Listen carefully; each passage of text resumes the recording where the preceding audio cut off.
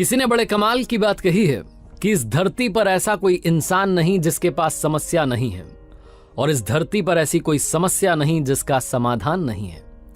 नमस्ते दोस्तों, मेरा नाम है आरजे कार्तिक। आपके लिए एक छोटी सी कहानी एक भिक्षुक की, जो गांव में घर घर जाते थे, भिक्षा मांगते थे, शाम में जंगल से लकड़ियां बीन के लाते थे, भोजन पकाते थे। रोज का यही रूटीन था। गांव के बाहर एक झोपड़ी बना करके रहते थे। एक दिन शाम में जंगल में लकड़ियां बीनने के लिए गए हुए थे रोजाना की तरह, और तब उन्होंने कुछ ऐसा देखा जो जिंदगी में कभी नहीं देखा था। वो चौंक गए, चमत्कार सा उनको लगा।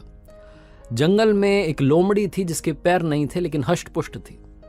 ये भिक्षुक सोचने लगा कि ये जिंदा कैसे है, ये चल फिर नहीं सकती, इसका अब तक किसी ने शिकार क्यों नहीं किया, और इसको भोजन कौन खिला रहा है, ये खाना कैसे खा रही है, ये कैसे अपनी जिंदगी जी रही है। ये सब वो सोच ही रहा था कि अचानक से एक दहाड़ सुनाई दी। जंगल का राजा शेर आने वाला था। बंदर इस पेड़ पर से दूसरे पर कूद रहे थे। डरावना सा माहौल था। अपनी जान बचाने के लिए भिक्षुक फटाफट से पेड़ पर चढ़ गया और देखने लगा कि नीचे क्या हो रहा है। जंगल का राजा शेर उस लोमड़ी की तरफ आ रहा था। थोड़ा पास आया तो दिखने लगा कि जंगल का राजा जो शेर था, उसके मुंह में एक हिरण का बच्चा था। वो हिरण के बच्चे का शिकार करके लौटा था। ये भिक्षुक सोच रहा था कि इस शेर ने वो हिरण का बच्चा तो निपटा दिया, अब ये लोमड़ी को भी निपटा देगा। लेकिन जो हुआ वो अलग सा था। वो शेर जब लोमड़ी के पास आया तो वो जो हिरण का बच्चा मार के लाया था, उस शिकार में से एक मांस का टुकड़ा लोमड़ी के सामने डाल दिया और चाव से बैठ करके अपना भोजन करने लगा, मांस खाने लगा। इस भिक्षुक के लिए सबसे बड़ा चमत्कार था कि उस लोमड़ी को शेर खाना खिला रहा था। ये मन ही मन बुदबुदाने लगा, ऊपर वाले को थैंक यू करने लगा कि क्या बात है, आपने हम सबको जिंदगी दी और आपने जब मुंह दे दिया तो निवाला भी आप ही दोगे, खाना भी आप ही पहुंचाओगे, वाकई में आप कमाल हैं। ऊपर वाले को बहुत कुछ कहने लगा। फिर इसे लगा कि ये आज ही हुआ है या रोजाना होता है। तो अगली शाम में फिर से जंगल में पहुंचा और वहीं पेड़ पर चढ़ करके देखने लगा। तो अगली शाम में भी शेर आया, वही दहाड़, वही सीन बना। शिकार करके लाया था, मांस का टुकड़ा उसने लोमड़ी के सामने डाला और खुद भी खाने लगा।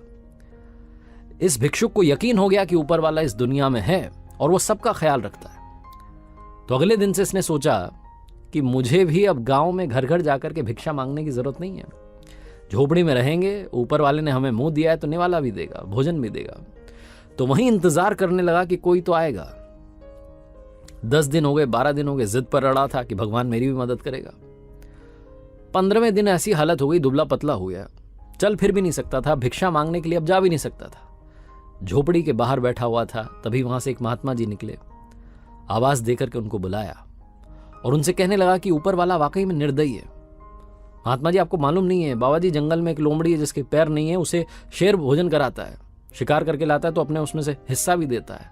और एक मैं हूं जो ऊपर वाले को याद करता है, तपस्या करता है, मेरा कोई ख्याल ही नहीं रख रहे हैं। पिछले 15 दिन से यहां इंतजार कर रहा हूं कि मुझे भी कोई खिलाएगा, कोई आएगा, लेकिन कोई आया नहीं। बाबा जी ने जो कहा वो सुनिएगा। बाबा जी ने कहा कि मूर्ख हो तुम।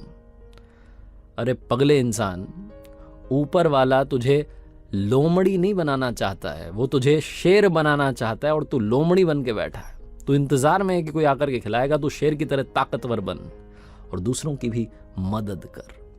छोटी सी कहानी है, हम सबके साथ में भी होता है। हम कई बार उल्टा सोचने लगते हैं, हमें लगता है कि अरे सब वो संभाल लेगा, हमें अपना काम करना होगा, ताकतवर बनना होगा, शेर की तरह जीना होगा।